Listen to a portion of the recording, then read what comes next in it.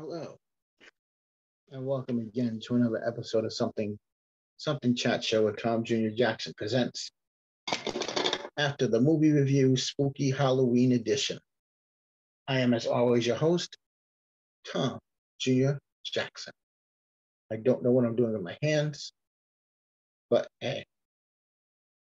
And this is after the movie review Spooky October edition, episode 13. And the movie we will be reviewing is House from 1985. But first,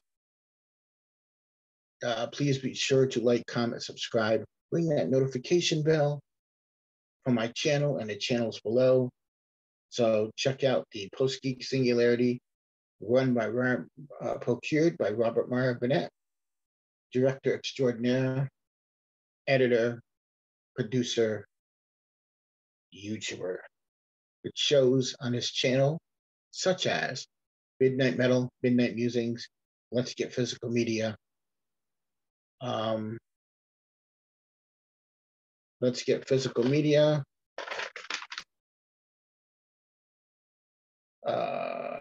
Fully Articulated, Whining About Movies, and Observations. Plus the newest show on the PGS network, Ladies of the PGS, with RM from the Positive Fandom Network. You can find Ladies of the PGS every Monday night, 6 p.m. Eastern, 3 p.m. Pacific, only on the POST-GEEK Singularity. Plus, speaking of RM, she's got her own channel called Positive Fandom. And what is Positive Fandom? Positive Fandom is a great channel where RM does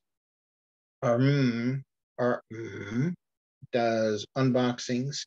She does reviews, such as movie reviews, television reviews, out of the theater reviews, theatrical trailer reactions and reviews as well.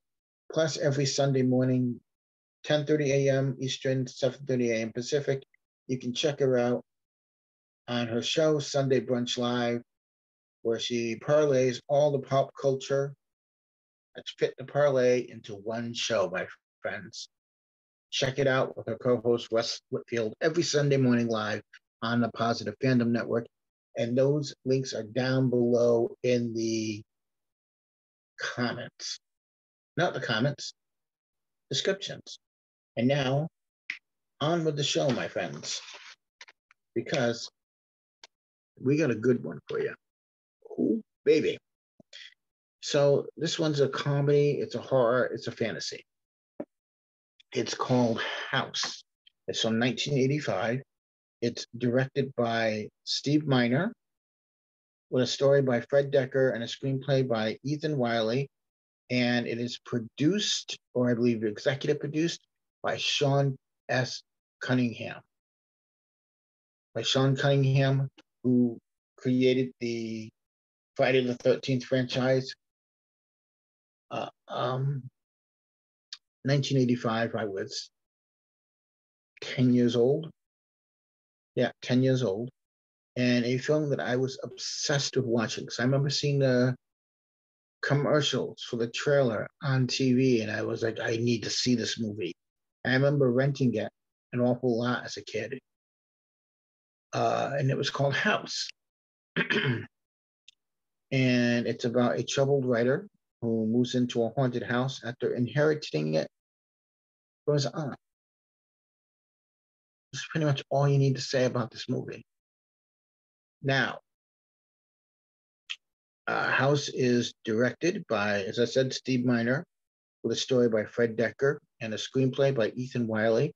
And it stars William Katt, Kay Lentz, Richard Mole, who was Bull on Night Court, and George Wendt, who was on Cheers, and is also the uncle of Jason Sudeikis as well. George Wendt is Norm from Cheers. The original screenplay by Fred Decker was a traditional horror film, just straight out horror, with no humor at all. And Ethan Wiley added the comedy to the script when he rewrote it, and it kind of horrified Fred Decker that with the amount of comedy that was put into it. But it just adds to this movie. This is a fun film. And you're probably asking, well, why do you say that, Tom? Well, because there is a scene in this film, and I need to discuss this with someone. So I might as well be with you folks. There's a scene where William Katt, who plays the writer and in the film, he's at an autograph signing, and he's autographing his latest book. And you got people going crazy because he's a writer, but then also his wife, or I should say ex-wife, is an actress that they all adore. Mindy Sterling is in the line. And if you don't know who Mindy Sterling is, she is Frau Farbista, Frau from Austin Powers. So if she's the one who yells and like the German type accent, that's Mindy Sterling. So William Katt's character goes home, and he's had this day. He's like in a daze, and he opens up the freezer, takes out a TV dinner, and he's looking at it like,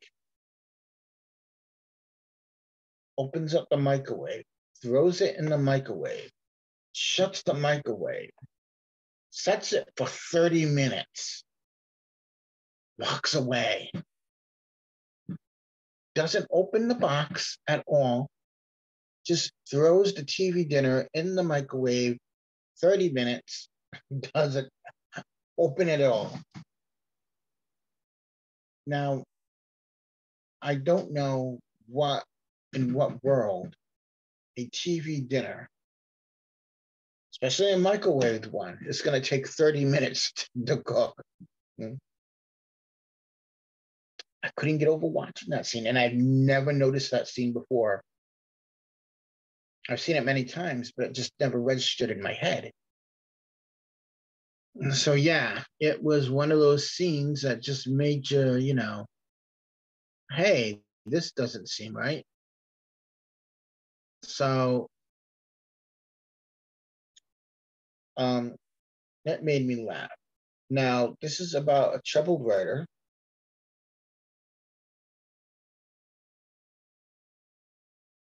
And like many horror films of the 70s, the 80s, the early 90s, one of the major themes of films then, and including this film, is that of the mental trauma of the Vietnam War. So William Katt's character is a Vietnam veteran, and it is relived and dreamt of by its protagonist. And he has flashbacks and stuff. But this can largely be attributed to the recognition of PTSD in 1980 by the American Psychiatric Association. So they would start including PTSD. Well, back then they called it shell shock. And then they changed it to PTSD, post-traumatic disorder. Not post-traumatic system disorder, something like that. Oh, post-traumatic stress disorder. That's what it is. So they've included it in this film, and you see him going through it. Because the book he is trying to write is about his time in Vietnam, and his agent says, well, no one wants to read about the Vietnam War anymore. That was years ago. No one wants to hear about it. And William Katt's like, well, I need to write this book. Something's just telling me I have to get this out of me. and he goes, he finds out that his aunt has died, and he goes back to the house that his aunt lived in. Now, in Hong Kong, this film was retitled, had a long title to it. And I think it was Fred Decker or Steve Miner who went, what does that mean? It's just that long word. And apparently in Hong Kong, this movie is titled Don't Go Into the Haunted House After Midnight. Literally, it's like a statement. That's the title of the movie. Don't go into this house after midnight. In America, it's called House. Go figure. Now, according to Fred Decker, the script, I should say, was inspired by The Twilight Zone, the movie. Decker and friends were planning on making their own independent anthology film on video, and the project was never completed. They were going to do different segments, just like it. So since it was never completed, Fred Decker used the idea from his unproduced script, his unproduced segment, and turned it into the film House.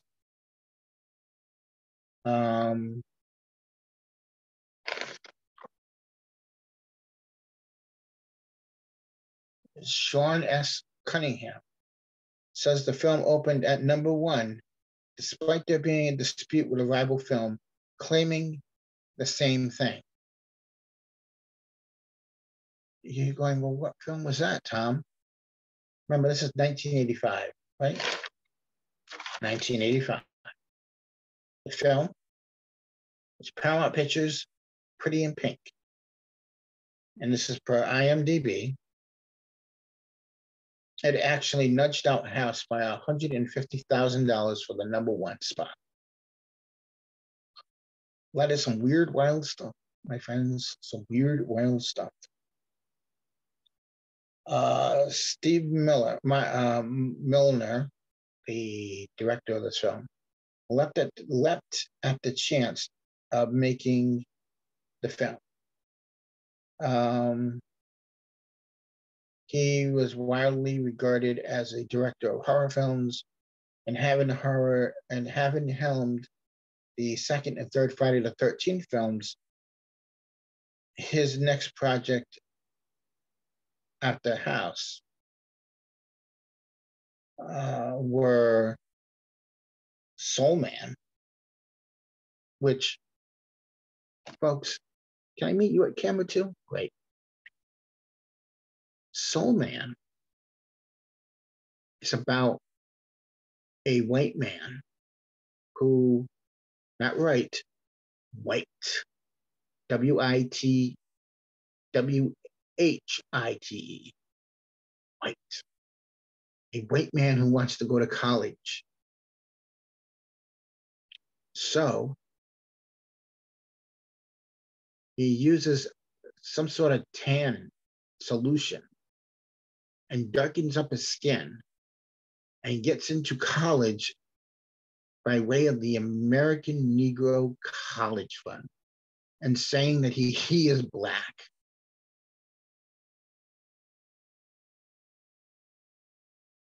The film stars C. Thomas Howell.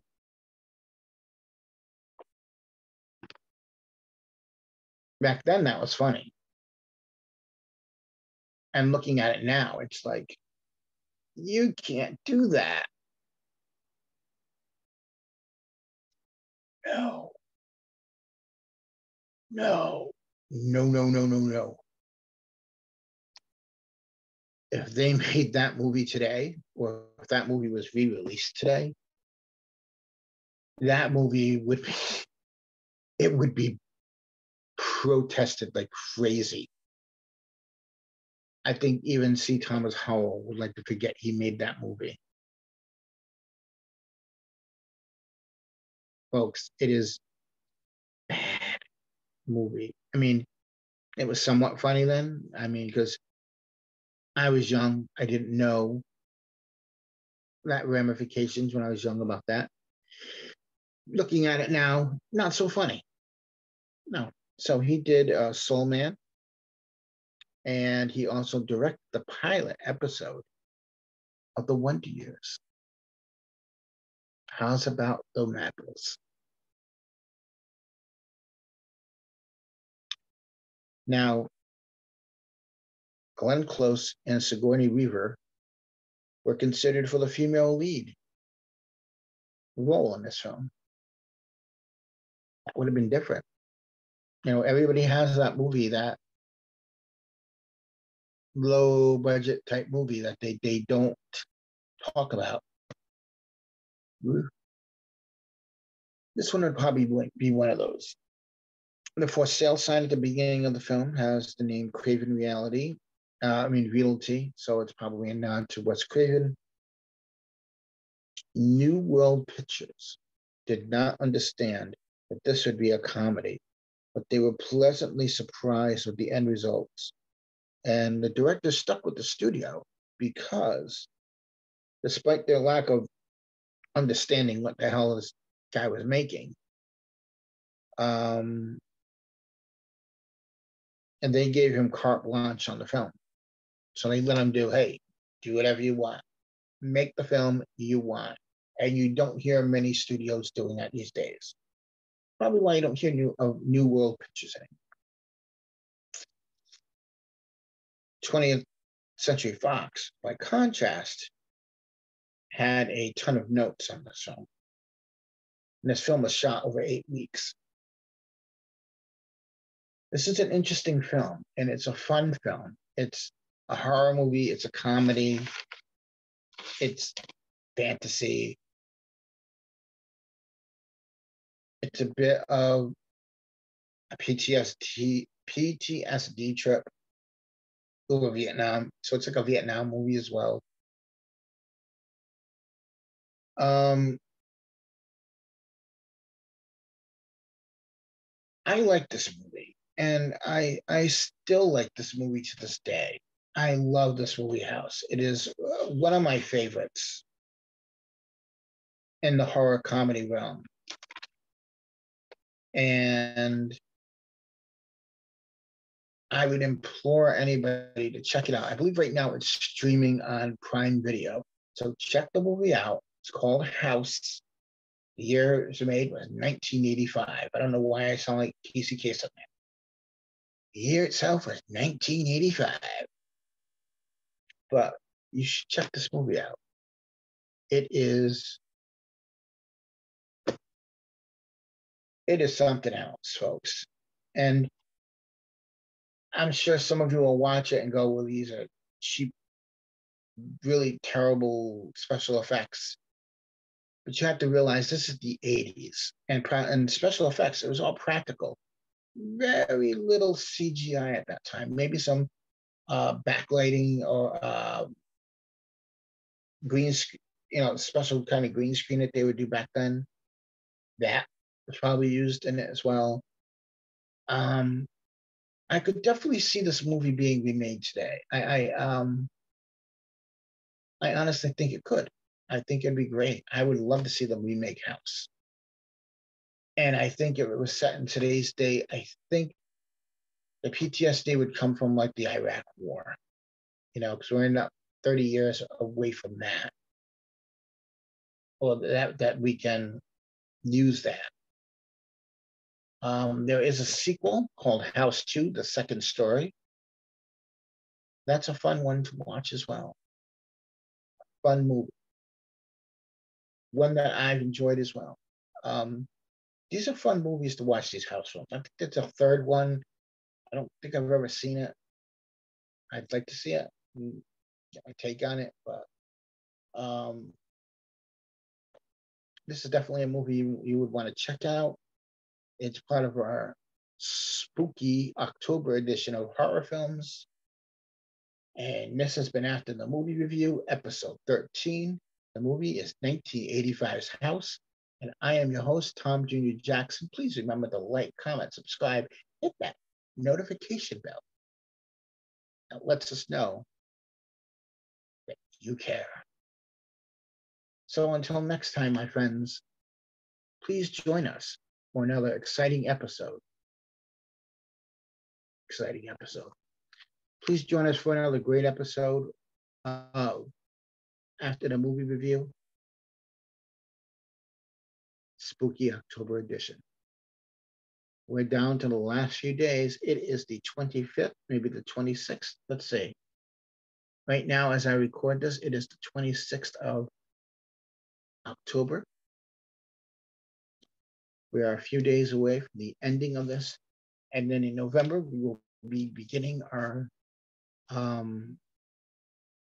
holiday edition of After the Movie Reviews. But we will still keep doing the regular ones. Coming soon, folks. We got an interview coming up soon with Robert Meyer-Burnett, director, curator of the POST-GEEK Singularity, which I'm still trying to nail down a date and time for me to record the interview with him, but it is coming soon, folks. So I would advise you to watch this film. Watch this film. Yeah, but watch this film, but also follow me on Twitter at @something_chats, and or just look up something chat show, and watch for the notice when it comes out. I want to thank you all for watching, and as always, please remember, we are all goof people. Thank you. Have a pleasant tomorrow. Bye-bye.